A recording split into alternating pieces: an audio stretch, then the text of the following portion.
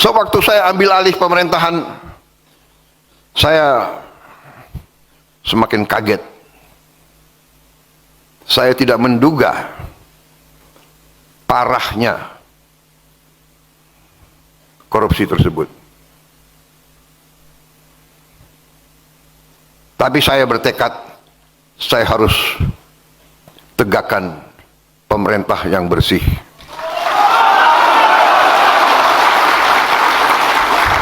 Hanya dengan pemerintah yang bersih, Indonesia bisa bangkit.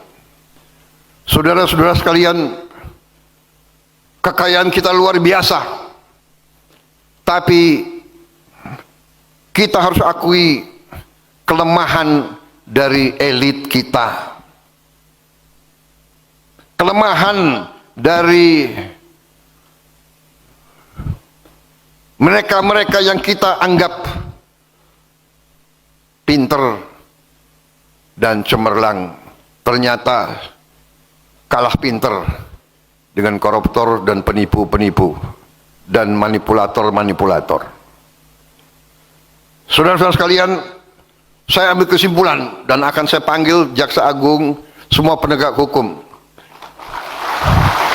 Saya akan panggil, ternyata iya, koruptor-koruptor itu memang luar biasa lihainya dan merugikan bangsa cukup parah. Dan korupsi yang paling besar, penyimpangan yang paling besar itu yang setengah korupsi atau korupsi yang tersamar, ya, seolah legal tapi nyolong. Ini pinternya orang pinter, repotnya orang pinter itu sering pinter nyolong. Aku heran juga ini gimana caranya itu. Jadi saudara-saudara, yang paling parah adalah kerugian sistemik. Ya, koruptor itu brengsek, dia nyolong berat. Ada yang nyolong 2T, ada yang nyolong 3T. Ya kan saya lihat banyak geleng-geleng kepala. Kalau saya cerita berapa ratus T uang negara yang hilang hampir tiap tahun, mungkin kalian nggak geleng-geleng kepala lagi kalian. Harus panggil dokter. Serius. Ini saya karena banyak wartawan, saya harus hati-hati bicara. Jadi saudara-saudara, ini adalah yang saya lihat, ya, yang kita harus beresin nanti semua ini adalah suatu,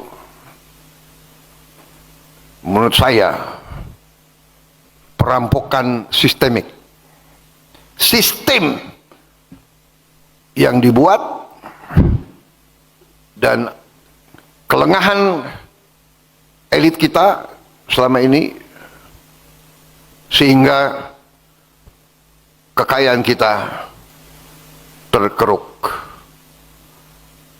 Sebagai contoh, di Bangka Belitung yang untuk cukup lama menjadi pusat tambang timah terkemuka di dunia,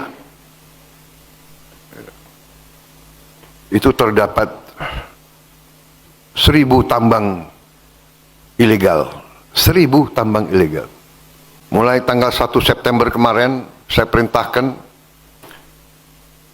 TNI, Polri, Bea Cukai bikin operasi besar-besaran di Bangka Belitung, menutup yang selama ini hampir 80% hasil timah tiap tahun diselundupkan tiap tahun. 80% timah kita, dan nyelundupnya macam-macam. Ada yang pakai kapal, ada yang pakai ferry, ada yang pakai, sekarang tutup, tidak bisa keluar sampan pun tidak bisa keluar. Kita perkirakan September, Oktober, November, Desember kita bisa selamatkan 22 triliun. Tahun depan kita perkirakan kita bisa selamatkan 45 triliun dari 2 pulau ini saja.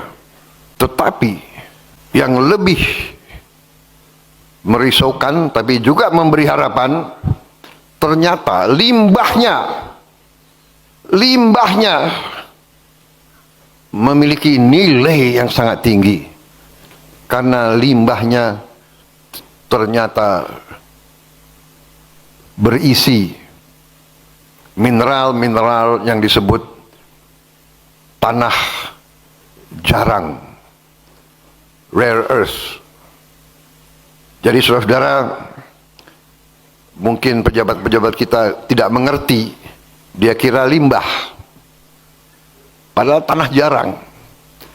Makanya ini sekarang saya perintahkan Bea Cukai itu harus merekrut beberapa ahli-ahli kimia supaya ngecek. Dia lihat pasir, padahal ini pasirnya nilainya luar biasa. Saudara-saudara, di banyak bidang sama, nikel, batu bara, boksit, hampir semua terdapat tambang-tambang ilegal yang sangat besar dan sangat banyak. Ini saya perintahkan untuk segera ditertibkan, dibersihkan. Tambang ilegal ditutup atau diambil alih untuk negara.